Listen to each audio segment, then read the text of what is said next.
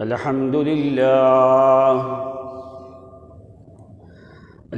لله وحده لا شريك له ولا فريق له ولا مقابل له ولا مكاظم له، وحده لا شريك له ولا ضد له ولا ند له ولا مثل له ولا مثيل له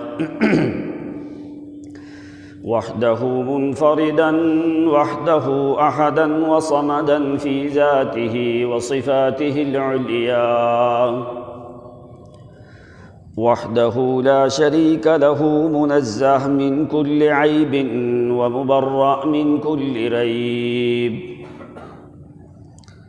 لا شريك له نبي ولا ولي ولا ملك مقرب ولا حي ولا ميت، والصلاة والسلام على سيد الخلق وإمام الخلق محمد المصطفى صلى الله عليه وسلم وعلى آله وأصحابه الطيبين الطاهرين الغر الميامين رضوان الله تعالى عليهم أجمعين. أما بعد، فأعوذ بالله من الشيطان الرجيم. بسم الله الرحمن الرحيم. إن الذين اتخذوا العجل سينالهم غضب من ربهم وذلة في الحياة الدنيا وكذلك نجزي المفترين. والذين عملوا السيئات ثم تابوا من بعدها وآمنوا إن ربك من بعدها لغفور رحيم. ولما سكت عن موسى الغضب أخذ الألواح وفي نسختها هدى ورحمة للذين هم لربهم يرهبون. واختار موسى قومه 70 رجلا لميقاتنا، فلما أخذتهم الرجفة قال رب لو شئت أهلكتهم من قبل وإياي أتهلكنا بما فعل السفهاء منا إن هي إلا فتنتك تضل بها من تشاء وتهدي من تشاء، أنت ولينا فاغفر لنا وارحمنا وأنت خير الغافرين. واكتب لنا في هذه الدنيا حسنة وفي الآخرة إنا هدنا إليك.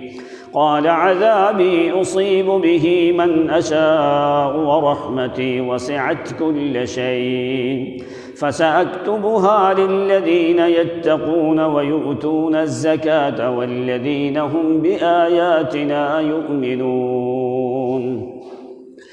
وقال النبي المصطفى صلى الله عليه وسلم: رحم الله أخي موسى فقد أوذي أكثر مني، أو كما قال حبيبنا صلى الله عليه وسلم، أو قريبا من ذلك أو غير ذلك أو دون ذلك أو شبها من ذلك. اللهم صل على محمد وعلى آل محمد كما صليت على إبراهيم وعلى آل إبراهيم إنك حميد مجيد. اللهم بارك على محمد وعلى آل محمد كما باركت على إبراهيم وعلى آل إبراهيم إنك حميد مجيد. كلما ذكره الذاكرون وغفل عن ذكرك وذكره الغافلون. سبحانك لا علم لنا إلا ما علمتنا إنك أنت العليم الحكيم. سبحان ربك رب العزة عما يصفون وسلام على المرسلين والحمد لله بعد الحمد والحمد لله قبل الحمد والحمد لله إذا رضيت والحمد لله مما نقول والحمد لله خيرا مما تقول والحمد لله رب العالمین۔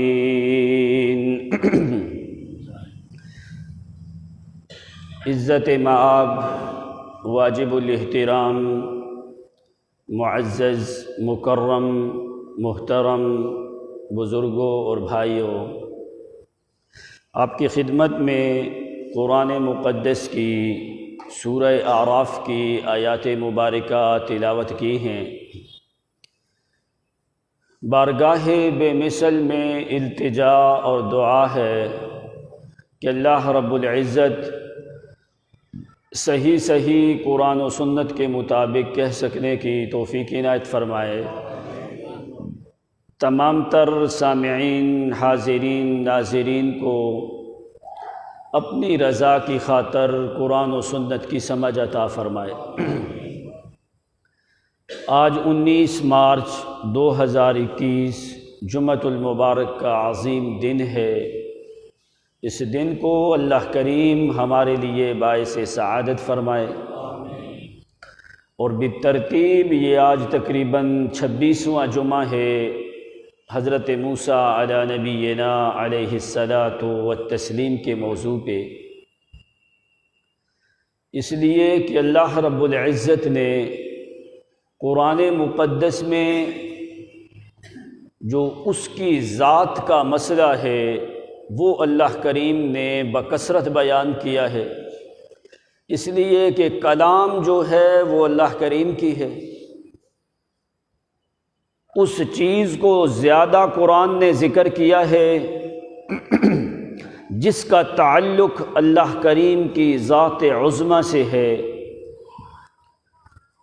اور اس چیز کی نفی کی ہے جو کہ اللہ کریم کی ذات یا صفات کے ساتھ کسی کا حصہ بنانا، اس کو جرم بھی بڑا کہا ہے اور اس کی سزا بھی بڑی ذکر کی ہے،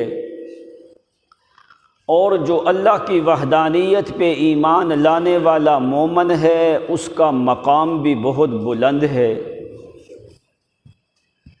جس طرح مومن اور موحد کا مقام بلند ہے، اسی کے مقابلے میں آنے والا آدمی جو شرک کرتا ہے یا اللہ کی ذات کے ساتھ کسی کو شریک کرتا ہے، اس کی سزا بھی قرآن مقدس نے بڑی ذکر کی ہے۔ اس کی مثالیں اللہ کریم نے بہت سے مقامات کے اوپر دی ہیں قرآن مقدس میں، اور حضرت موسیٰ علی نبینا علیہ الصلاۃ واتم التسلیم کے موضوع میں بھی، کہ وہ لوگ جنہوں نے اللہ کے علاوہ غیر اللہ کی عبادت کی، ان کے لیے اللہ کریم نے توبہ کا طریقہ ایک مختلف طریقے سے جو ہے ان کے لیے مقرر کیا۔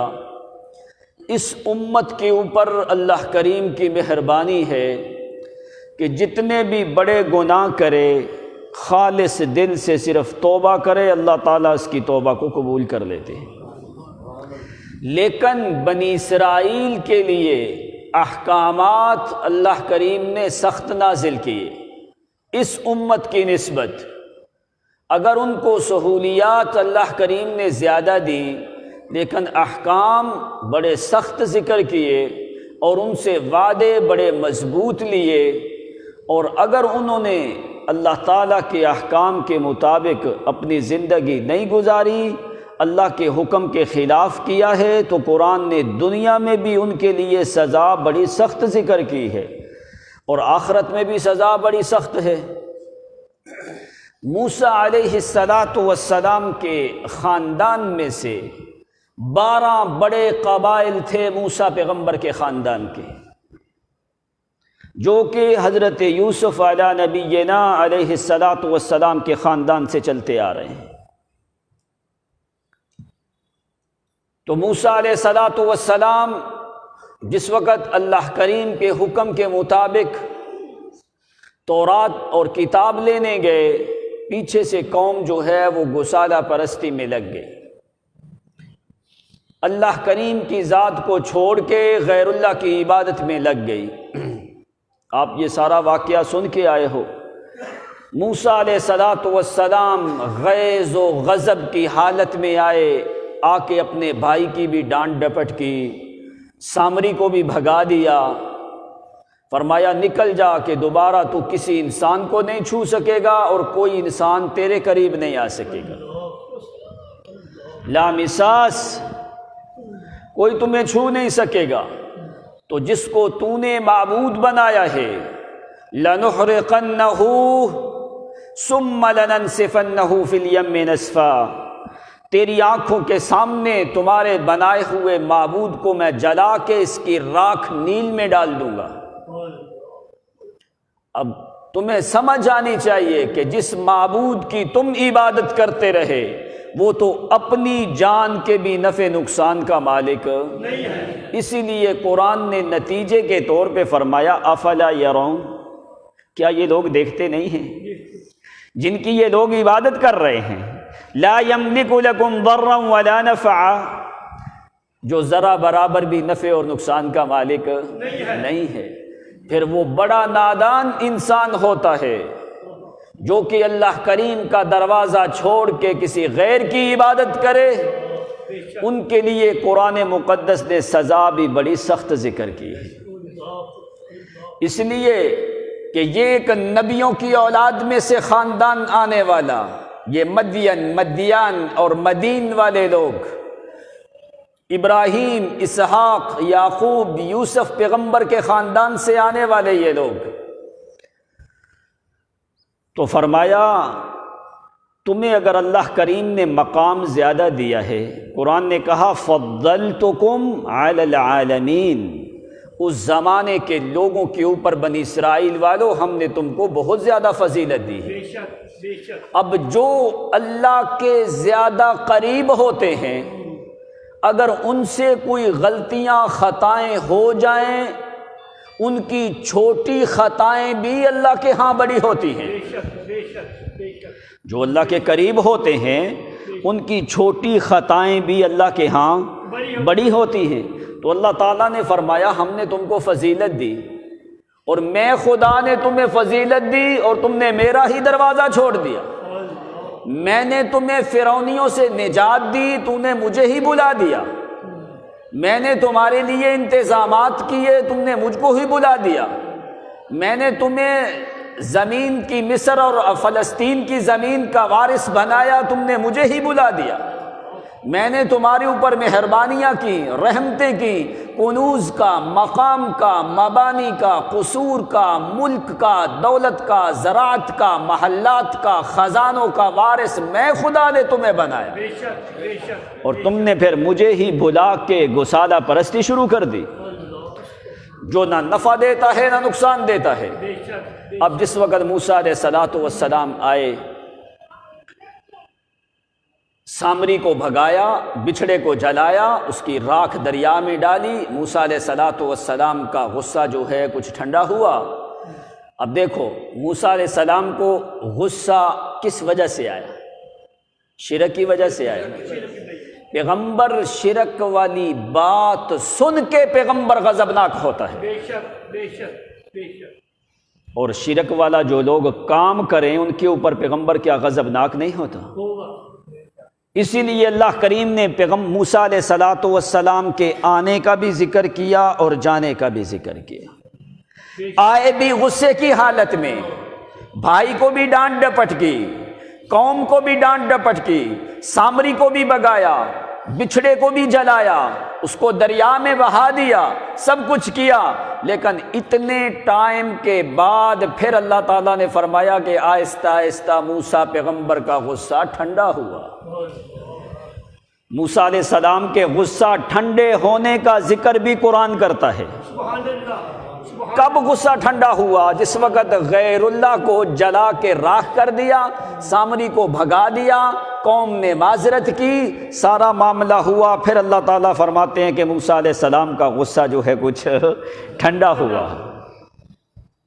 وَلَمَّا سَكَتَ عَن مُوسَى الْغَضَبُ أَخَذَ الْأَلْوَاحَ وَلَمَّا سَكَتَ عَن مُوسَى الْغَضَبُ، اللہ فرماتے ہیں جب موسیٰ پیغمبر کا غصہ ٹھنڈا ہونے لگا، ساکتا موسیٰ کا غصہ گرنے لگا، ساکت ہونے لگا، ٹھنڈا ہونے لگا، ساکتا موسیٰ الغضب اخذ الالواح، اسی کتاب کی تختیوں کو دوبارہ اٹھایا ہے، غصے کی حالت میں آ کے اس کتاب کی تختیوں کو رکھ دیا سائیڈ پہ، آ کے اپنے بھائی سے ڈانٹ ڈپٹ کی ہے، قوم سے ڈانٹ ڈپٹ کی ہے، سامری سے ڈانٹ ڈپٹ کر کے جلا کے اس وقت تک موسیٰ پیغمبر نے کتاب کی تختیاں نہیں اٹھائیں جس وقت تک غیر اللہ کو جلا کے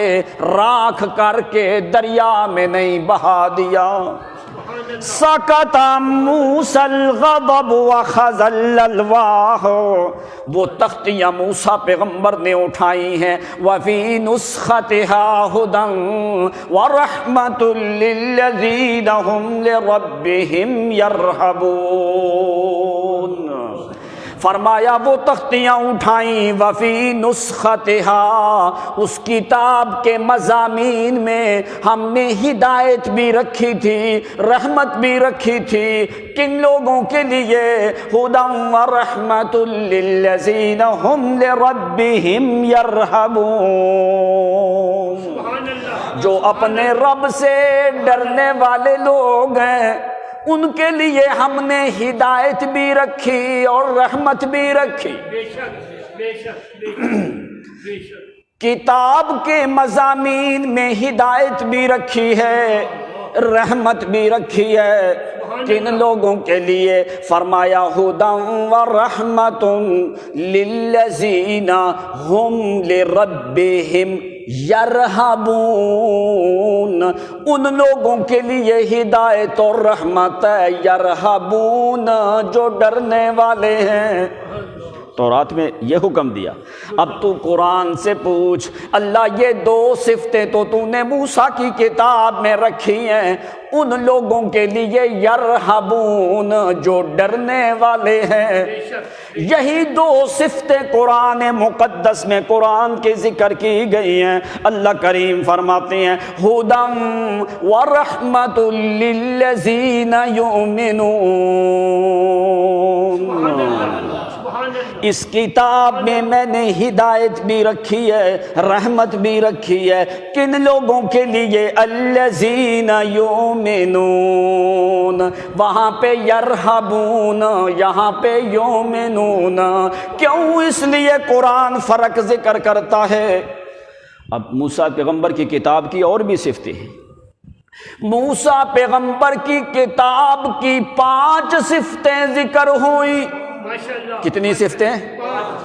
موسیٰ پیغمبر کی کتاب کی 5 صفتیں ذکر ہوئی ہیں۔ ایک تو ہدایت ہے، دوسری رحمت ہے، تیسرے مقام پہ اللہ کریم فرماتے ہیں وَلَقَدْ آتَيْنَا مُوسَى الْكِتَابَ، ہم نے موسیٰ پیغمبر کو کتاب دی، وَالْفُرْقَانَ، اور ہم نے فرق کرنے والی کتاب دی، والفرقان،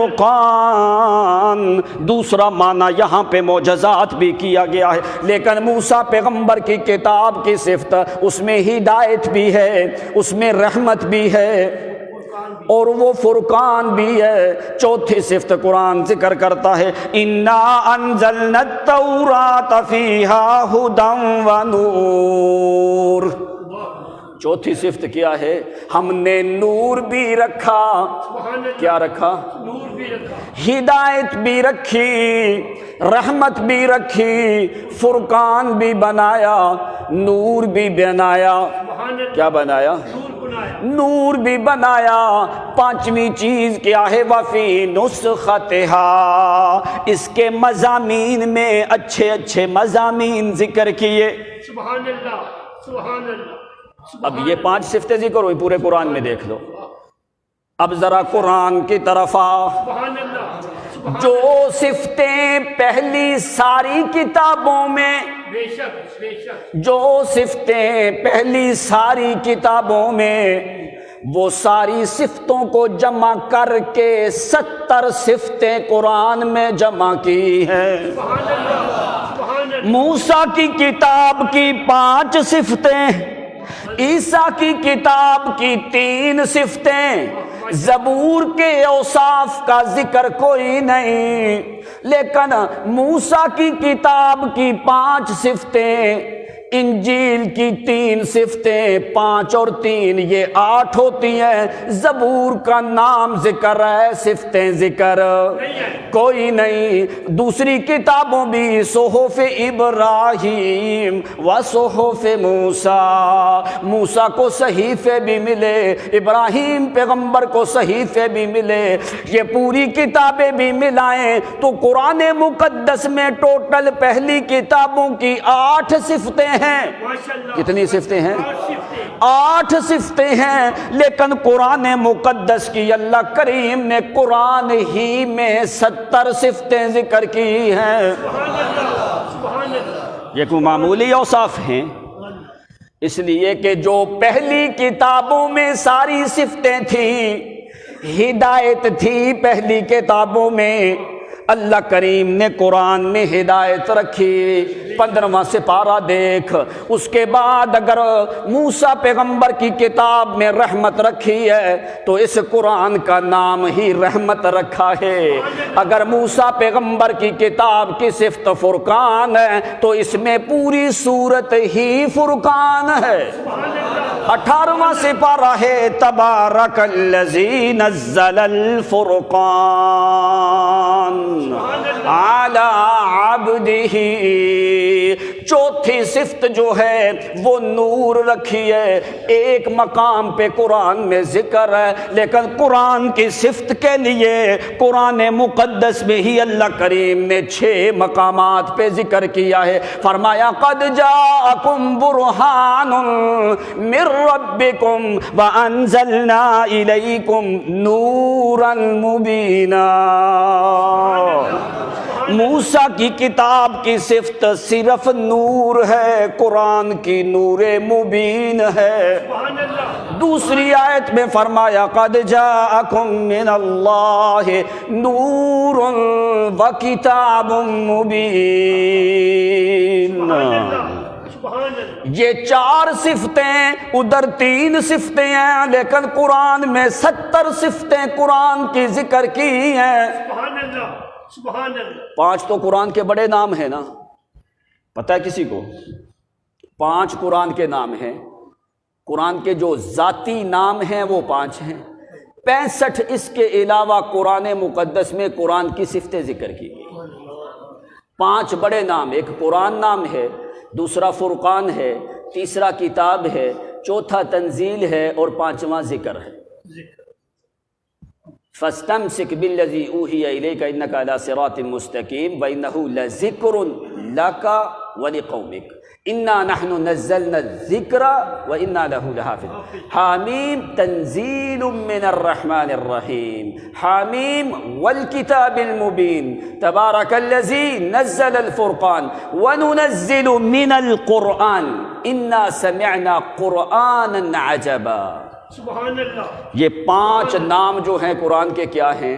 یہ ذاتی نام ہیں، اس کے علاوہ 65 صفتیں اللہ کریم نے قرآن کی ذکر کی۔ سبحان اللہ۔ ہدایت بھی ہے، نور بھی ہے، موعظہ بھی ہے، شفا بھی ہے، رحمت بھی ہے، نصیحت بھی ہے، عبر بھی ہے، مثانی بھی ہے، فاتحہ بھی ہے، شافیہ بھی ہے، کافیہ بھی ہے۔ یہ ساری قرآن مقدس کی صفتیں قرآن میں اللہ نے 65 ذکر کر دی۔ سبحان اللہ، سبحان اللہ۔ اب بات سمجھ آئی آپ کو کہ جتنی پہلی کتابوں میں صفتیں تھیں وہ ساری جمع کر کے اللہ نے قرآن میں جمع کر دی۔ بے شک بے شک۔ جتنے اوصاف پہلے انبیاء کے تھے وہ سارے اوصاف جمع کر کے اکیلے محمد میں جمع کر دیے۔ سبحان اللہ، سبحان اللہ۔ اس لیے اللہ تعالیٰ نے فرمایا نہ قرآن جیسی کوئی کتاب ہے نہ محمد جیسا کوئی نبی ہو سکتا ہے۔ انجیل کی ہم سکتا ہے، وہ انجیل پہ آئیں گے پھر بتائیں گے۔ چالاکی کرنی۔ فرمایا کہ لوگوں اس میں بھی ایک نور ہے اور ایک ہدایت ہے اور ایک رحمت ہے۔ نور، ہدایت اور رحمت، یہ تین صفتیں انجیل کی ہیں۔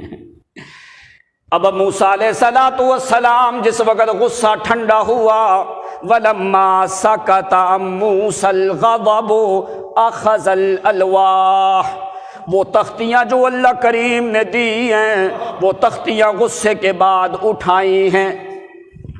ادھر موسیٰ پیغمبر نے وہ تختیاں اٹھا لی، اٹھا کے اپنی قوم کے سامنے احکام ذکر کیے۔ انہی تختیوں میں حکم ذکر ہے کہ جو بندہ بھی میرا موسیٰ پیغمبر تمہاری قوم میں سے اللہ کے علاوہ غیر اللہ کی عبادت کرے اس کو قتل کر دیا جائے۔ اللہ کی کتاب میں یہ حکم نازل ہوا، فرمایا کہ جو بندہ بھی اللہ کو چھوڑ کے غیر کی عبادت کرے اس کو قتل کر دیا جائے یا اس کو پتھروں کے ساتھ رجم کر دیا جائے۔ اب کیوں اللہ تعالیٰ نے بنی اسرائیل کے لیے توبہ کا ایک الگ طریقہ جو ہے وہ ذکر کیا؟ اس امت کے اوپر تو اللہ کی رحمت ہے، یہ جتنے بڑا بھی گناہ کرے حتیٰ کہ اس کے گناہ زمین سے لے کے آسمان کے کناروں تک پہنچ جائے، سچے دل سے ایک دفعہ اللہ سے معافی مانگے اللہ تعالیٰ زندگی کے گناہوں کو معاف کر دیتا ہے۔ لیکن بنی اسرائیل نے گوسالہ پرستی کی، بچھڑے کی پوجا کی، اللہ تعالیٰ نے ان کو فوری کیوں نہیں معاف کیا؟ اب تجوید کیا ذکر کی؟ موسیٰ علیہ السلام نے فرمایا وَإِذْ قَالَ مُوسَىٰ لِقَوْمِهِ يَا قَوْمِ إِنَّكُمْ ظَلَمْتُمْ أَنفُسَكُمْ بِاتِّخَاذِكُمُ الْعِجْلَ فَتُوبُوا إِلَىٰ بَارِئِكُمْ، او میری قوم کے لوگوں تو نے اپنی جانوں پہ ظلم کیا ہے۔ ظلم کی تعریف کیا ہوتی ہے؟ ایک کا حق لے کے دوسرے کو دینا یہ ظلم ہے، ایک کا حق لے کے دوسرے کو دینا یہ ظلم ہے۔ عبادت کا حق اللہ کا تھا، تو نے بچھڑے کو دیا، یہ ظلم ہے، اور یہ ظلم تو نے اپنی جانوں پہ کیا ہے۔ وَإِذْ قَالَ مُوسَىٰ لِقَوْمِهِ يَا قَوْمِ، اب یہاں پہ بھی موسیٰ علیہ السلام یا قوم کا لفظ کہہ رہے ہیں۔ قوم کا لفظ کہہ کے اس میں اندر محبت کو ظاہر کیا جا رہا ہے، اپنی محبت کو ظاہر کیا جا رہا ہے کہ میری قوم مجھے تمہارے اوپر یہ امید کوئی نہیں تھی کہ اللہ کے احسانات کو اتنی جلدی بھول جاؤ گے، اس لیے تم نے اپنی جانوں پہ ظلم کیا ہے۔ ظلمتم انفسکم، کیا ظلم کیا ہے؟ باتخاذکم العجل، تو نے بچھڑے کو معبود بنا کے اپنی جانوں پہ ظلم کیا ہے۔ اگر بنی اسرائیل والے بچھڑے کی پوجا کریں تو ظلم ہے، اگر اس امت کا فرد اگر کسی قبر کی پوجا کرے تو وہ بھی ظلم ہے، اگر کسی گھوڑے یا خچر یا گھائے کی پوجا کرے تو یہ بھی ظلم ہے، اگر آگ یا ستارے یا قطبی ستارے کی پوجا کرے تو ظلم ہے، اگر کسی نبی یا علی یا ولی یا حسن یا فاطمہ یا حسین یا موسیٰ یا تقی یا نکی یا جعفر یا موسیٰ یا کاظم یا بڑے یا چھوٹے، کسی امام یا زندہ یا مردہ یا جن یا فرشتے یا کسی قبر کے اندر والے یا باہر والے، اگر اللہ کے علاوہ کسی کی بھی پوجا کرے گا تو یہ ظلم ہے۔ کیا ہے؟ باتخاذکم العجل فتوبوا الی بارئکم، او میری قوم یہ تم نے ظلم کیا ہے، ابھی اللہ کریم سے توبہ کرو۔ بنی اسرائیل والے کہنے لگے موسیٰ علیہ السلام پہلا ٹائم ہے، یہ پہلا ظلم ہم سے ہوا ہے، ہمیں توبہ کے طریقے کا پتہ۔ اللہ کریم نے فرمایا میرا موسیٰ میں بتاتا ہوں توبہ کا طریقہ کیا ہے۔ فَاقْتُلُوا أَنفُسَكُمْ، اپنی جانوں کو قتل کرو، اپنے آپ کو قتل کرو، تو پھر میں خدا تمہاری توبہ قبول کروں گا۔ اگر بنی اسرائیل والے شرک کریں تو ان کو حکم دیا گیا اپنی جانوں کو قتل کرو، تو پھر میں توبہ قبول کروں گا۔ اگر اس امت کا فرد اگر شرک کرے، دل میں ندامت آئے، سجدے میں گر کے ایک دفعہ توبہ کرے، اللہ تعالیٰ سارے گناہوں کو معاف کر دیتا ہے۔ یہ رحمت ہے اللہ کی اس امت کے لیے۔ کیسے فرمایا فَتُوبُوا إِلَىٰ بَارِئِكُمْ، عجیب کلمات موسیٰ علیہ السلام نے بولے ہیں۔ إِلَىٰ بَارِئِكُمْ، توبہ کرو اپنے باری کی طرف۔ باری ہو 2017 میں اللہ کے نام سن کے آئے ہو، کوئی یاد ہے کہ کوئی نہ؟ چلو باریکم، اللہ کا یہ اسم ہے الباری، پورے قرآن میں 3 مقام پہ ہے، 2 مقام پہ اس جگہ کے اوپر اور ایک سورۃ حشر کی آخری آیت ہے، هو اللہ الخالق الباری المصور، سبحان اللہ۔ یہ 3 ہی مقام ہے قرآن پہ۔ اب باری کا معنی کیا ہوتا ہے؟ کیوں موسیٰ علیہ السلام نے ان کی اول کی طرف اشارہ کیا ہے؟ باری خالق کا معنی ہوتا ہے پیدا کرنے والا، پیدا کرتا ہے نا، لیکن خالق اس کو کہا جاتا ہے ینتقل الحال الی حال ومنتقل المادۃ الی المادہ، خالق اس کو کہا جاتا ہے جو ایک مادے کو دوسرے مادے میں منتقل کر کے اس کی حالت کو بدلتا ہے۔ کیا کرتا ہے؟ اس کی حالت کو بدلتا ہے۔ جو ایک مادے کو دوسری حالت میں بدل کے نئی شکل دے، اس کو خالق کہا جاتا ہے۔ قرآن نے خود معنی ذکر کیا، فرمایا وہ کون ہے؟ وَلَقَدْ خَلَقْنَا الْإِنسَانَ مِنْ سُلَالَةٍ مِّنْ طِينٍ ثُمَّ جَعَلْنَاهُ نُطْفَةً فِي قَرَارٍ مَّكِينٍ، فرمایا او انسان ایک گندے پانی سے تمہیں پیدا کیا ہے، اس پانی کی پہلی حالت ہے، وہ حالت کیا ہے؟ مِن مَّاءٍ مَّهِينٍ۔ جاگے ہو، سو رہے ہو؟ سو گے تو اللہ کے بندے کوئی سمجھ آتی نہیں ہے، دوسری بات خود سمجھ جاؤ۔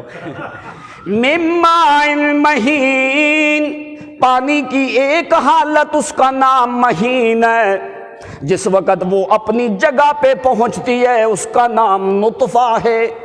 نطفے کی حالت کو بدلا، اس کو علقہ میں کر دیا، علقہ کو بدل کے اس کو مضغہ میں کر دیا، مضغہ کو بدل کے اس کے اندر ہڈیوں کو بنا دیا ہے، فَكَسَوْنَ الْعِظَامَ، پھر اس کو بدلا ہے، ثُمَّ أَنشَأْنَا فَكَسَوْنَ الْعِظَامَ لَحْمًا، 5ویں حالت بدل کے اس ہڈیوں کے اوپر گوشت چڑھایا ہے، 5ویں حالت کو بدل کے 6ٹھی حالت میں منتقل کیا ہے، مخلقۃ وغیر مخلقہ، ایک شکل دی ہے اللہ کریم نے 6ٹھی حالت میں جا کے۔ یہاں پہ اللہ کریم فرماتے ہیں فَتَبَارَكَ اللَّهُ أَحْسَنُ الْخَالِقِينَ، یہ خالق ہے جو ایک حالت سے دوسری حالت میں بدلتا جائے، بدل بدل کے مخلقۃ وغیر مخلقۃ، پھر اس کی ایک شکل بناتا ہے، پھر دوسری شکل بناتا ہے، ایک مادے کو منتقل کرتا رہتا ہے، منتقل کر کے اس کی حالتیں بدلتا رہتا ہے، اس کو خالق کہا جاتا ہے۔ باری اللہ کریم کی خالق کے ساتھ صفت ہے، هو اللہ الخالق الباری۔ باری میں معنی کیا آتا ہے؟ فرمایا جو بناتا انسان ہے لیکن ہر انسان تفاوت سے بری ہے، فرمایا کہ وہ اس کی شکلیں مختلف ہیں، ایک جیسی شکل ہو سکتی، شکلیں مختلف، طبیعتیں مختلف، آوازیں مختلف ہیں، لہجات مختلف ہیں، نبرات آواز اور صوت کے مختلف ہیں، اس کی بناوٹ مختلف ہے، اس کی رنگت مختلف ہے، اس کا مزاج مختلف ہے، اس کی طبیعت مختلف۔ سبحان اللہ، یہ معنی آتا ہے باری میں۔ باری ہے بری سے، بری ان من التفاوت، اللہ کریم بری ہے، ایک جیسی چیز بناتا نہیں ہے۔ اب کروڑوں انسان ہیں، تو انسانوں کی آوازیں مختلف، طبیعت مختلف، شکلیں مختلف، قد و قامت مختلف، رنگت مختلف، یہ کام ہے باری کا۔ مادے کو مادے میں بدلنا یہ کام ہے خالق کا۔ اول سے وجود میں لانا یہ صفت ہے فاطر کی۔ اس لیے قرآن نے ایسے تو نہیں قرآن پاک میں ذکر، تو موسیٰ علیہ السلام وہاں پہ لے کے گئے، او پیچھے فرمایا فَتُوبُوا إِلَىٰ بَارِئِكُمْ، او اپنے باری کی طرف توبہ کرو، اس نے تمہاری شکلیں مختلف بنائی ہیں، تمہاری مزاج مختلف بنائے ہیں، تمہاری طبیعتیں مختلف بنائی ہیں، تمہاری آنکھیں مختلف ہیں، کان مختلف ہیں، سماعت مختلف ہے، نظام اور طبیعت مزاج مختلف ہے، قد و قامت مختلف ہے، شان و شوکت مختلف ہے، قبائل کے بڑے بڑے لوگ جو ہیں ان کو الگ الگ حالتوں میں پیدا کیے۔ فَتُوبُوا إِلَىٰ بَارِئِكُمْ، اپنے باری کی طرف توبہ کرو۔ یہ قرآن میں ایک ہی آیت ہے، اس ایک آیت میں دو مقام پہ باری کا لفظ آیا ہے، یہ پورے قرآن میں ایک ہی صرف آیت ہے۔ فَتُوبُوا إِلَىٰ بَارِئِكُمْ، کیا ہوگا؟ فَاقْتُلُوا أَنفُسَكُمْ، اپنی جانوں کو قتل کرو۔ ذَلِكُمْ خَيْرٌ لَكُمْ عِندَ بَارِئِكُمْ، پھر فرمایا ذَلِكُمْ خَيْرٌ لَكُمْ عِندَ بَارِئِكُمْ، سورۃ بقرہ 55 نمبر آیت خود جا کے دیکھ لیں۔ ذَلِكُمْ خَيْرٌ لَكُمْ عِندَ بَارِئِكُمْ فَتَابَ عَلَيْكُمْ إِنَّهُ هُوَ التَّوَّابُ الرَّحِيمُ۔ اسی باری سے توبہ کرو۔ طریقہ کیا ہے کہ اپنے آپ کو قتل کرو۔ اب کیسے قتل کی گئی؟ فرمایا اگر قتل کرو تو پھر اللہ تعالیٰ تمہاری توبہ کو قبول کریں گے، ورنہ توبہ قبول ہو سکتی نہیں۔ اب یہ حکم جو تھا موسیٰ پیغمبر کی کتاب میں حکم تھا، اگر یہ حکم موسیٰ علیہ السلام کی موجودگی میں نافذ نہ ہوتا تو کب نافذ ہوتا؟ اس لیے اللہ تعالیٰ نے یہ سخت حکم اس قوم کے لیے دیا تھا۔ اب فرمایا کیسے قتل کیا جائے؟ موسیٰ علیہ السلام نے فرمایا جس آدمی نے بچھڑے کی پوجا کی ہے 2 صفوں میں کھڑا کر دیا جائے۔ 2 صفوں میں کھڑا کر دیا گیا۔ حضرت ابن عباس رضی اللہ تعالیٰ عنہ فرماتے ہیں کہ فرمایا وہ لوگ ان کو قتل کریں جنہوں نے بچھڑے کی پوجا نہیں کی۔ قتل الذین لم يتخذوا العجل الذین عبدوا، ان لوگوں کو قتل کیا جائے، اور وہ لوگ قتل کریں جنہوں نے بچھڑے کی پوجا نہیں کی۔ اب 2 صفوں میں ان لوگوں کو کھڑا کر دیا گیا، جتنے بھی لوگ تھے۔ بعض روایات میں آتا ہے کہ 3000 تھے، بعض میں آتا ہے 70,000 کے قریب لوگ تھے، واللہ عالم اصل جو تعداد ہے۔ باہر کیف، اب جو لوگ قتل ہونے کے لیے صفوں میں کھڑے ہیں، قتل کرنے والے جو ہیں ان میں سے کسی کا کوئی چچے کا لڑکا، کوئی بھائی ہے، کوئی باپ ہے، کوئی بھانجا ہے، کوئی بھتیجا ہے، کوئی چچے کا لڑکا، کوئی خالہ کا، کوئی سارے قریبی رشتہ دار ہیں۔ اب کس کا حوصلہ ہوتا ہے کہ اپنے رشتہ داروں کو قتل کرے؟ اب اللہ کریم نے کیا کیا؟ فرمایا اللہ کریم نے آسمان سے ایک بادل کو بھیج دیا، ایسا بادل آیا ان میں سے ان کی شکلیں نظر نہیں آتی۔ فرمایا ابھی اندھا دھند جو ہے ان لوگوں کو قتل کر دیا جائے، تاکہ کسی کو پتہ ہی نہ چلے کہ یہ ہمارا باپ ہے یا بھائی ہے یا بیٹا ہے یا رشتہ دار ہے۔ سب کو قتل کر دیا گیا۔ جن جن لوگوں نے غیر اللہ کی عبادت کی تھی ان سب کو قتل کر دیا گیا۔ اس کے بعد اللہ کریم نے کیا فرمایا؟ ثم عفونا عنکم من بعد ذلک، اس کے بعد پھر ہم نے ان کو معاف کر دیا۔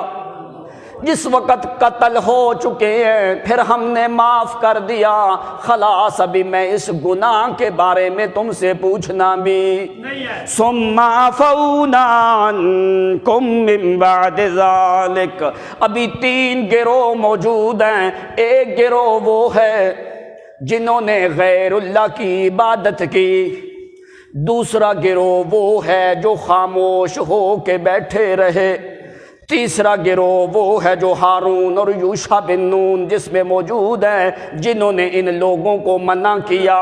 لیکن اللہ کریم نے مہربانی کی ہے، ان لوگوں کو قتل کا حکم نہیں دیا جنہوں نے منع نہیں کیا۔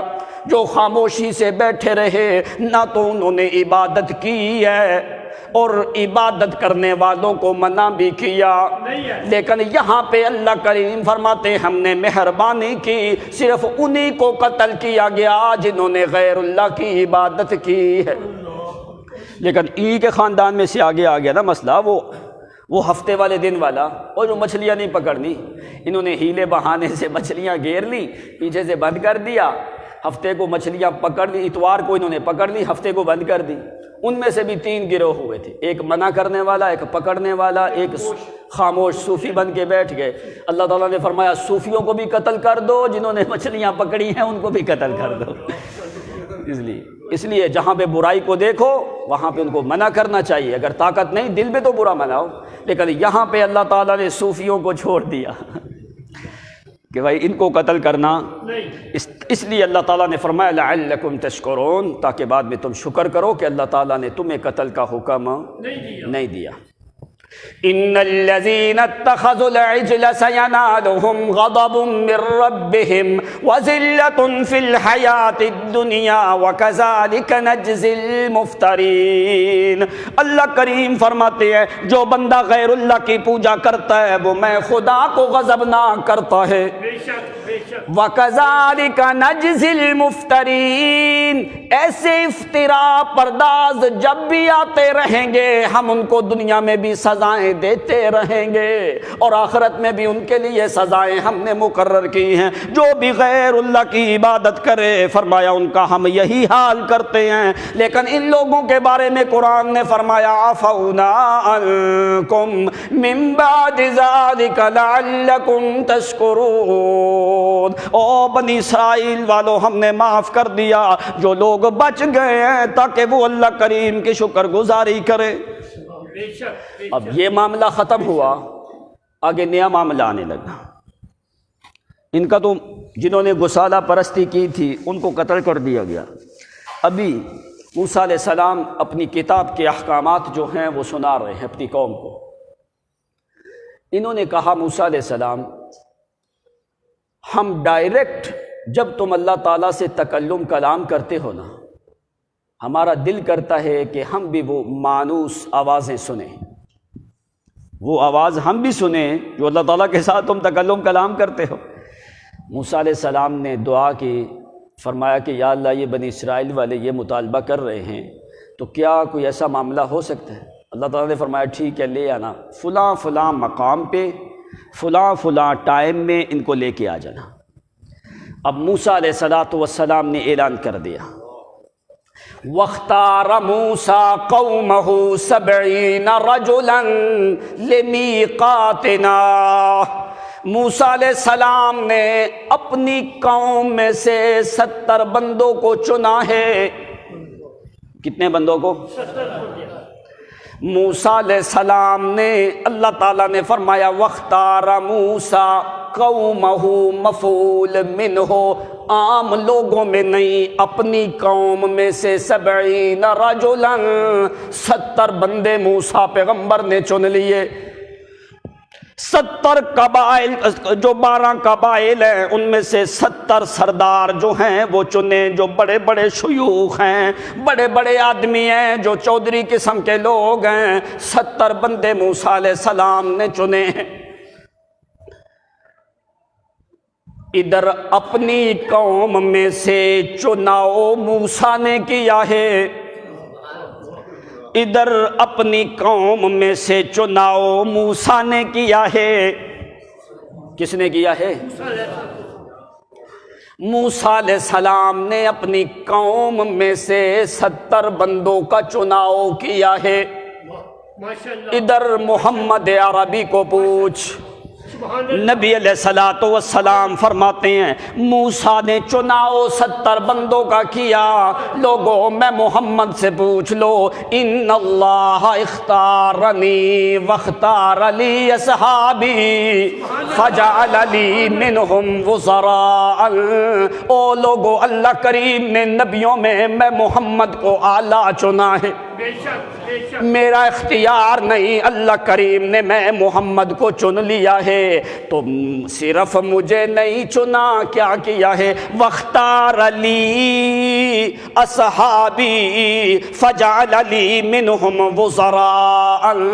او لوگو، اللہ کریم نے میں محمد کا نبیوں سے چناؤ کیا ہے، امتوں میں میرے لیے چناؤ میرے صحابہ کا کیا ہے۔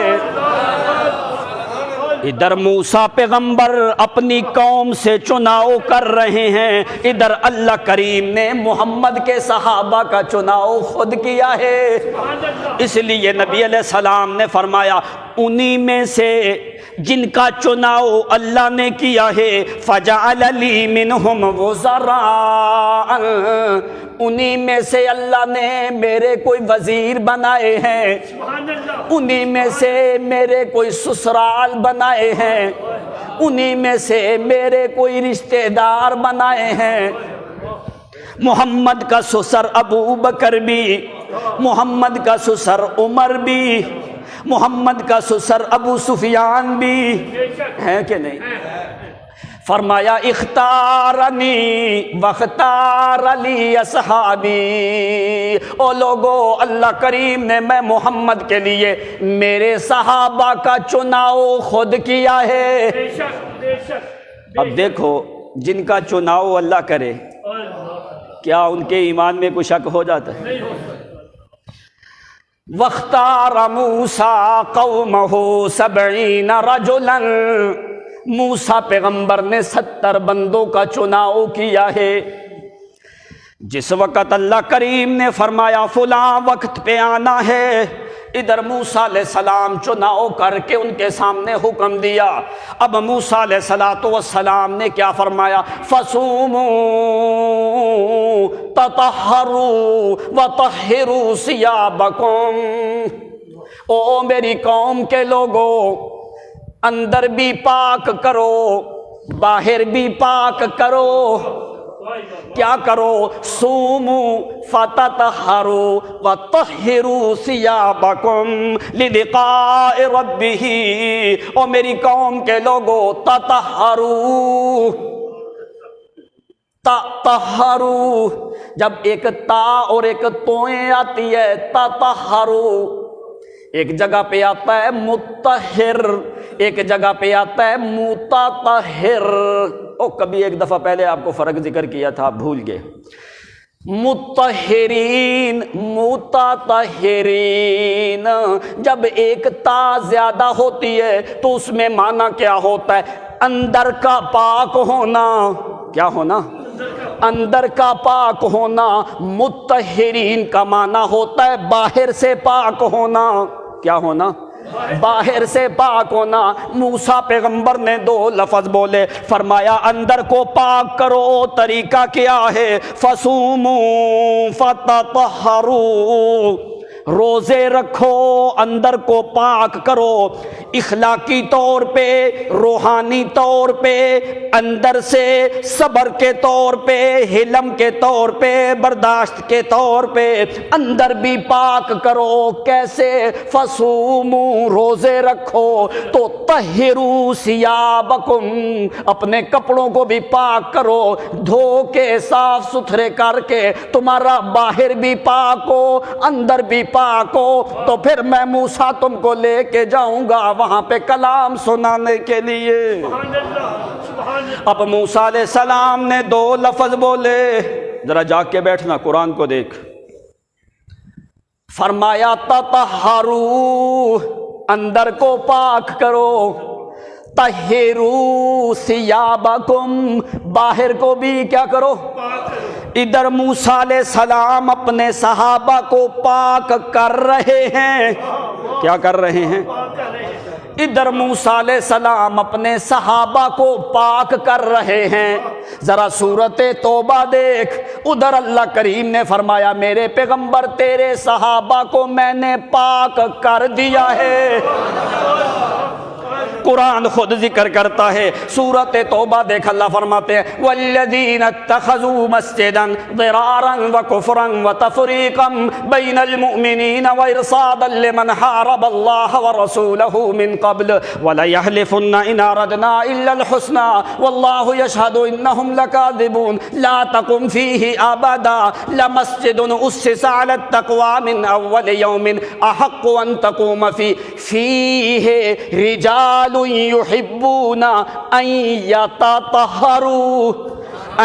یتطہروا واللہ یحب المطہرین. قرآن نے دونوں حالتوں کا ذکر کیا. یتطہروا یحب المطہرین معنی کیا ہے؟ او میرا پیغمبر میں نے ان کا اندر دیکھا وہ بھی پاک ہے. یتطہروا میں نے ان کے اندر جھانک لگائی ہے میرا پیغمبر.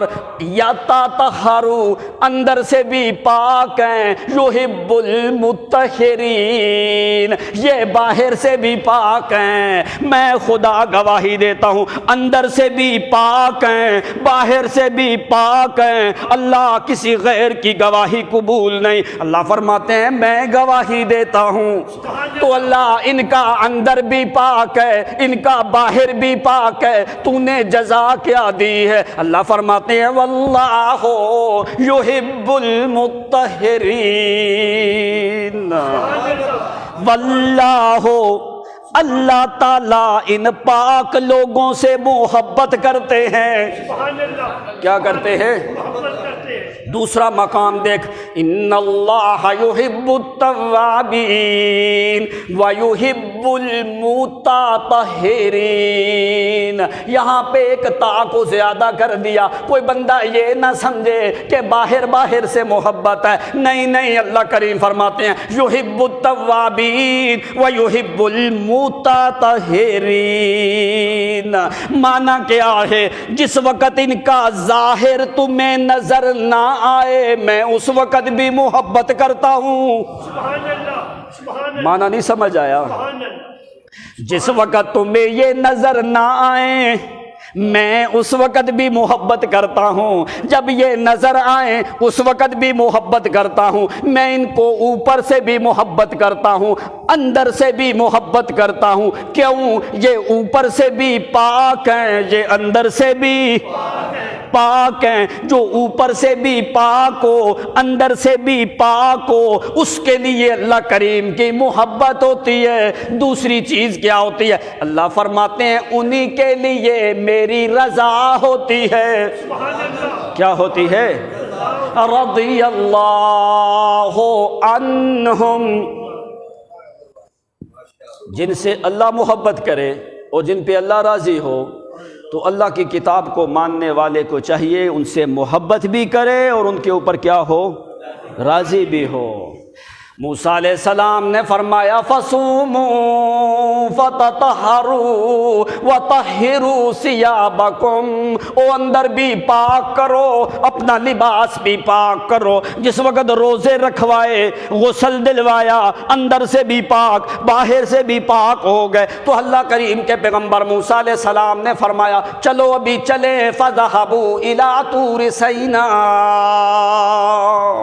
70 آدمیوں کو لے کے طور سینا پہاڑ کی جانب میں چلے گئے. لما وصلوا طور سینا کی جانب میں جہاں پہ پہنچ گئے یہ دوسرا وعدہ ہے یہ دوسری میقات ہے موسیٰ پیغمبر کی. یہ دوسرے ٹائم ہے جو اللہ تعالیٰ نے دیا موسیٰ علیہ السلام کو. وَاخْتَارَ مُوسَىٰ قَوْمَهُ 70 رَجُلًا لِمِيقَاتِنَا. اللہ فرماتے ہیں ہماری بتائی ہوئی میقات زمانی کے مطابق میقات مکانی میں پہنچ گئے. جس وقت طور سینا کی جانب میں پہنچ گئے موسیٰ علیہ السلام کو کہنے لگے اے موسیٰ اطلب لنا ان نسمع کلام ربنا. اے موسیٰ علیہ السلام ابھی دعا کر کہ اللہ کریم جو ہیں ہمیں اپنی آواز کو سنائیں. موسیٰ علیہ السلام نے فرمایا ٹھیک ہے میں دعا کرتا ہوں. موسیٰ علیہ السلام نے دعا کی. اللہ کریم نے فرمایا موسیٰ علیہ السلام ذرا طور کے اوپر آ جاؤ۔ موسیٰ علیہ السلام آگے چلے، اوپر سے اللہ کریم نے ایک بادل بھیجا ہے، اس بادل میں موسیٰ علیہ السلام داخل ہو گئے اور بنی اسرائیل والے باہر کھڑے ہیں۔ موسیٰ علیہ السلام تکلم کلام کر رہے تو موسیٰ علیہ السلام نے کہا اللہ میں 70 بندے لے کے آیا ہوں، ان کے کانوں میں بھی کوئی آواز جاتی ہے کہ کوئی نہیں۔ جس وقت موسیٰ پیغمبر کا تکلم کلام شروع ہونے لگا، اس سے پہلے کیا ہوا؟ نور ساطع علی جبہت موسیٰ ولا یستطیع احد من بنی آدم ان ینظر الیہ۔ جس وقت وہ بادل آیا، موسیٰ علیہ السلام بادل کے اندر ہے تو موسیٰ پیغمبر کی پیشانی یوں چمکنے لگی جیسا کہ چاند چمکنے لگتا ہے۔ فرمایا ولا یستطیع احد من بنی آدم ان ینظر الیہ، کہ کسی بندے کی اتنی سکت اور طاقت کوئی نہیں کہ وہ موسیٰ پیغمبر کی پیشانی کی طرف نظریں بھر کے دیکھ سکے۔ ادھر بنی اسرائیل بھی بیٹھے۔ اللہ تعالیٰ نے انبیاء کو فضیلت دی ہے کہ نہیں دی؟ کبھی یہ اپنے دل میں گمان نہ کرنا کہ موسیٰ علیہ السلام کی کبھی الیاذ باللہ اہانت ہو جائے۔ اللہ تعالیٰ نے فرمایا تلک الرسل فضلنا بعضهم علی بعض، بعض رسولوں کے اوپر ہم نے فضیلت دی۔ 5 رسول اولو العزم ہیں، نوح علیہ السلام، ابراہیم علیہ السلام، موسیٰ، عیسیٰ اور نبی اکرم صلی اللہ علیہ وسلم۔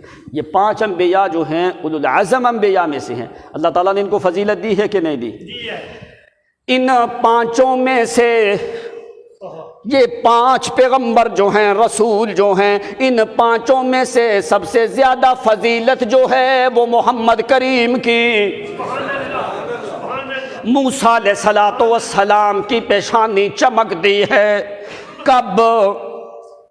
لما یتکلم، جس وقت اللہ کریم کے ساتھ تکلم کلام ہو رہے ہیں اس وقت کیا ہے؟ موسیٰ پیغمبر کی پیشانی چمکنے لگتی ہے۔ ادھر ذرا محمد کریم کی طرف بھی دیکھ، سیدہ عائشہ صدیقہ، طاہرہ طیبہ، صحابہ کرام فرماتے ہیں اللہ کی قسم جس وقت اندھیری رات ہوتی ہے، اندھیری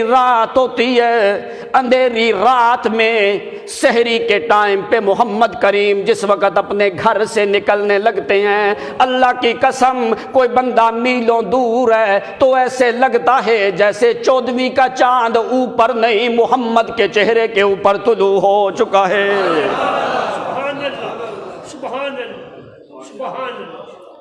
یہ ایک ٹائم پہ نہیں، یہ کیا ہے؟ یہ ہمیشہ۔ موسیٰ علیہ السلام کی پیشانی کے اوپر نور اس وقت زیادہ چمکنے لگتا ہے، ہر پیغمبر کے چہرے پہ نور ہوتا ہے، اس وقت زیادہ چمکنے لگتا ہے۔ لما یتکلم مع ربہ، جس وقت نبی علیہ حضرت موسیٰ پیغمبر تکلم کلام کرتے ہیں، ادھر صحابہ کرام فرماتے ہیں اللہ کی قسم سحری کے ٹائم پہ محمد جس وقت نکلتے ہیں کوئی بندہ میل دور پہ ہے، وہ اگر ادھر ادھر نہیں دیکھتا سامنے دیکھنے لگتا ہے تو ایسے لگتا ہے جیسے 14ویں کا چاند محمد کے چہرے پہ طلوع ہے۔ سبحان اللہ۔ کیسے طلوع ہوتا ہے؟ ربیہ بنت معوذ رضی اللہ تعالی عنہا فرماتی ہیں اللہ کی قسم تلالاتا اذ یتلالاتا تلالاتا اذ یتلالا القمر فی لیلۃ البدر انک ای البشر لیس کالبشر بل هو کالیاقوت فی الحجر۔ او لوگو اللہ کی قسم جس طرح پتھر تو سارے ہیں لیکن یاقوت جیسا کوئی نہیں، نبی تو سارے ہیں محمد جیسا کوئی نہیں۔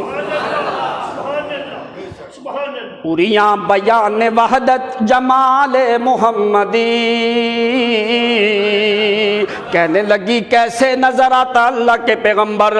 میں نے 2 بڑے اہم فرق دیکھے ہیں، میں چاند کو دیکھتی دیکھتی تھک جاتی ہوں، چاند کو دیکھتی ہوں، 14ویں کا چاند پوری اپنی جوانی اور شباب میں ہوتا ہے، اس کی تورانیت کی کرنیں زمین پہ پڑتی ہیں، بڑی لطافت ہوتی ہے، اس میں بڑی چمک ہوتی ہے، بڑی دمک ہوتی ہے اللہ کے پیغمبر، لیکن دیکھتی ہوں چاند کی طرف سے، اس کے اندر سے مجھے کوئی داغ نظر آتا ہے، اللہ کی قسم نظر ہٹا کے محمد کو دیکھتی ہوں، چاند کے چہرے پہ داغ ہے، محمد کے چہرے پہ داغ کوئی نہیں۔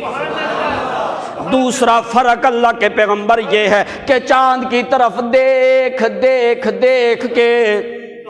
دیکھتے دیکھتے دیکھتے مجھے تھکاوٹ ہونے لگتی ہے، چاند کو دیکھتے دیکھتے مجھے تھکاوٹ ہونے لگتی ہے، پھر ادھر سے نظر ہٹا کے محمد کے چہرے پہ دیکھنے لگتی ہوں، اللہ کی قسم پہلی نظر میں پہلی تھکاوٹ دور ہو جاتی ہے۔ اِنَّكَ شَمْسٌ وَالْمُلُوكُ كَوَاكِبُ، اس لیے کہ اللہ کے پیغمبر آپ کے چہرہ منور کے اوپر اللہ کریم نے ہمیشہ نور رکھا ہے، ہمیشہ نور رکھا ہے، وہ کبھی بھی بجھتا نہیں ہے۔ آپ رات کو نکلو تو دور سے آنے والے بندے پہچانتے ہیں کہ لوگوں یہ محمد الرسول اللہ حجرہ عائشہ سے نکلے ہیں، یہ محمد کریم نکلے ہیں۔ اس لیے اللہ کریم نے فرمایا کہ موسیٰ پیغمبر کے چہرے کے اوپر بھی نور ہے، محمد کے چہرے پہ بھی نور ہے، لیکن سارے نبیوں کا نور ایک طرف، محمد اکیلے کا نور سب سے زیادہ ہے۔ تو فرمایا نور ساطع علی جبہتہ ولا یستطیع احد من بنی آدم ان ینظر الیہ، بنی آدم میں سے کسی کی اتنی طاقت نہیں کہ موسیٰ پیغمبر کی طرف نظریں بھر کے چہرہ دیکھ سکے، تکلم کلام ہوتا ہے۔ ادھر اللہ کریم نے بادل پورا اوپر بنی اسرائیل کے اوپر بھی، موسیٰ علیہ السلام اندر ہیں، کلام ہو رہی ہے، لیکن اللہ کی مہربانی سے آواز جو ہے یہ 70 بندے بھی سن رہے ہیں، یہ 70 بندے بھی سن رہے ہیں آواز۔ جس وقت لمن کشف من الغمام، موسیٰ علیہ السلام تکلم کلام کر کے مناجات کر کے موسیٰ علیہ السلام اس بادل سے باہر آئے ہیں، جس وقت باہر آئے ہیں بادل ختم ہو جاتا ہے، بنی اسرائیل سے پوچھا ہاں حل سمعتم کلام ربنا، او بنی اسرائیل والو کیا تو نے میرے رب کی باتیں سنی ہیں کہ کوئی نہیں؟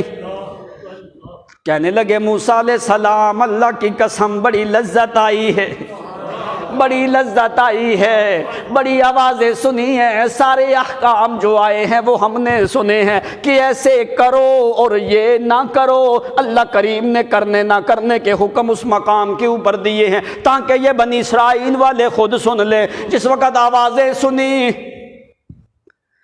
اب تھوڑا سا ناز آنے لگا، کہنے لگے ابھی ہمارا مقام بڑا بلند ہے، ابھی ہم جو مانگتے جائیں گے ملتا جائے گا۔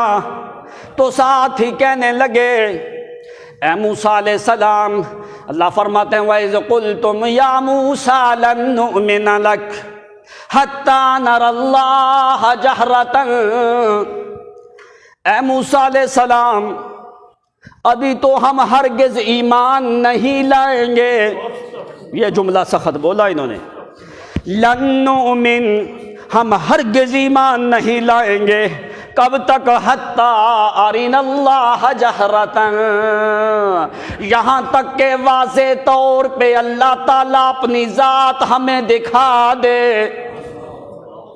ہم ہرگز ایمان نہیں لائیں گے یہاں تک کہ ہم اپنی آنکھوں سے اللہ تعالیٰ کو دیکھ لیں۔ آرین اللہ، آگے کیا کہا؟ جہرتن اے بائنن، ایسے ہم دیکھیں جیسے ہم اپنے ہاتھ کو دیکھتے ہیں، واضح طور پہ، بائن طور پہ، کھلے طور پہ اللہ تعالیٰ ہمارے سامنے آ جائے تو ہم اللہ کو دیکھ کے پھر ایمان لائیں گے، ورنہ ہم ایمان ہرگز نہیں لے کے آئیں گے۔ اب دیکھ کیا ذرا مسئلہ سمجھنا، مخلوق کی جو بھی اعضاء ہے وہ جب کسی چیز کو دیکھتا ہے یا سنتا ہے اس کا ادراک کرتا ہے۔ اگر کسی نے کان میں آواز سنی، اس کے دماغ نے ادراک کیا کہ اس نے یہ بات کہی۔ اگر کسی نے کوئی چیز آنکھ سے دیکھی تو اس کا مطلب ہے اس پوری چیز کا اس بندے کی آنکھ نے ادراک کر لیا ہے۔ یہی معنی ہوتا ہے نا، کسی نے یہ دروازہ دیکھا ہے تو اس کی آنکھ اس پورے دروازے کا ادراک کر رہی ہے، محیط ہو گیا نا، اس کی آنکھ نے ادراک کر کے آگے والی چیز کو محیط کر دیا، یہی معنی ہے۔ اب اگر اللہ تعالیٰ وہ جو بات کہہ رہے تھے کہ اللہ ہمیں اپنا آپ دکھائے، اس کا مطلب ہے کہ مخلوق کی آنکھ میں خالق محیط ہو سکتا تھا؟ نہیں ہو سکتا، نہیں ہو سکتا۔ مخلوق کی آنکھ میں خالق محیط ہو سکتا؟ نہیں۔ اس کی آنکھ کا ادراک ہے، اتنا جو چیز دیکھتی ہے اس کا احاطہ کرتی ہے۔ اس کا مطلب ہے کہ مخلوق نے خالق کا احاطہ کر لیا، یہ ہو ہی نہیں سکتا تھا۔ ہو سکتا؟ بات سمجھ آئی کہ نہیں؟ اب قرآن نے لفظ کیا بولا؟ لا تدرکہ الابصار وَهُوَ يُدْرِكُ الْأَبْصَارَ، تمہاری آنکھیں اس کا ادراک کر سکتی، کیوں تم مخلوق ہو، تو مخلوق ہو کے خالق کا ادراک کر سکتے۔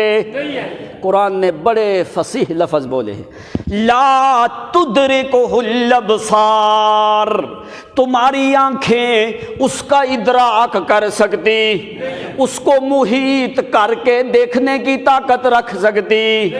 وَهُوَ يُدْرِكُ الْأَبْصَارَ، اللہ کی آنکھ جو ہے ساری دنیا کا احاطہ کر سکتی ہے، لیکن مخلوق خالق کا احاطہ کر سکتی۔ تو لوگ کیا کہتے ہیں؟ نبی علیہ السلام معراج پہ گئے، عرش کے اوپر چلے گئے، اللہ اور خدا ایک ہو گئے، دونوں آپس میں مل گئے۔ العیاذ باللہ، ایسے ہو سکتا ہے؟ بالکل یہ جھوٹ ہے کہ نبی علیہ الصلاۃ والسلام نے اللہ تعالیٰ کو دیکھا۔ پوچھا گیا نبی علیہ الصلاۃ والسلام سے خود کہ اللہ کے پیغمبر حل رأیت ربک لیلۃ المعراج، اللہ کے پیغمبر کیا آپ نے معراج کی رات اللہ تعالیٰ کو دیکھا؟ آپ نے فرمایا نور انا اراہ، کہ اللہ کی ذات نور ہے، کیسے اس کو دیکھا جا سکتا ہے؟ حضرت عائشہ صدیقہ سے پوچھا گیا، حضرت عائشہ صدیقہ نے فرمایا اما قرأت القرآن، کیا تو نے قرآن نہیں پڑھا؟ فرمایا قرآن کہتا ہے لا تدرکہ الابصار وہو یدرک الابصار، کہ دنیا کی کوئی آنکھ اللہ تعالیٰ کو دیکھ سکتی اور اللہ تعالیٰ سب کو دیکھتا ہے۔ اس لیے ایسی بڑی روایات ہے، اللہ کے عرش کے اوپر جانا یہ مخلوق جا سکتی؟ اگر عرش کے اوپر چلے گئے تو پھر خالق اور مخلوق میں فرق کیا رہے گا؟ عرش کے نیچے ہی رہے ہیں، عرش کے اوپر جانے کی کسی کی طاقت نہیں ہے۔ 70,000 پردے کے پیچھے نبی علیہ الصلاۃ والسلام سے اللہ تعالیٰ نے تکلم کلام کیا ہے۔ تو یہ بالکل جھوٹ ہے کہ اللہ تعالیٰ کی ذات کو دیکھا، آپس میں مل گئے، اتنا فاصلہ رہ گیا جتنا دو کمانوں کا فاصلہ ہے، فکان قاب قوسین، ان کو اتنا سمجھ نہیں کہ یہ فاصلہ نبی علیہ السلام اور جبریل کے درمیان کا ذکر کیا جا رہا ہے۔ تو اگر فاصلہ کوئی نہیں، مل گئے، تو قرآن نے کیا کہا؟ فَأَوْحَا إِلَىٰ عَبْدِهِ مَا أَوْحَا، وحی کی اس نے اپنے بندے کی طرف۔ اگر پاس ہوں تو وحی نہیں ہوتی، اگر پاس ہو تو وحی پھر تو بات کی جاتی ہے، پھر الفاظ اور آتے، لیکن اس لیے قرآن سے دوری، ایسے مسائل لوگوں کو بتا دیے گئے، خدا اور رسول دونوں ایک ہو گئے، الیاذ باللہ، ایسی بات غلط ہے اور یہ قرآن مقدس کے خلاف ہے۔ دنیا کی کوئی آنکھ اللہ تعالیٰ کو دیکھ سکتی؟ قیامت کے دن جنت میں اللہ تعالیٰ تمہاری آنکھوں میں پہلے قوت پیدا کرے گا، پھر تم اللہ تعالیٰ کی طرف دیکھنے کی سکت رکھو گے، اور وہ دیکھنا بطور رحمت اور نعمت کے ہوگا، اس لیے کہ جیسے جنت کی نعمتیں بہت تو نے دیکھی نہیں ہیں، تو وہ بطور نعمت اور رحمت کے اللہ تعالیٰ وہاں پہ دیدار کروائے گا، پہلے تمہیں اللہ تعالیٰ وہ قوت اور سکت اور طاقت دے گا۔ تو یہ جو ہے بالکل جھوٹ ہے۔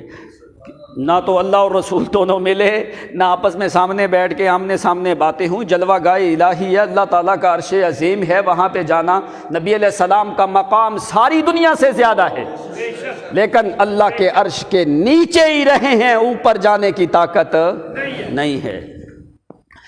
ارنا اللہ جہرتن، موسیٰ علیہ السلام ہم ایمان نہیں لائیں گے ارنا اللہ جہرتن، جب تک کہ ہمیں سامنے اللہ کریم کو ہم دیکھ نہ لیں۔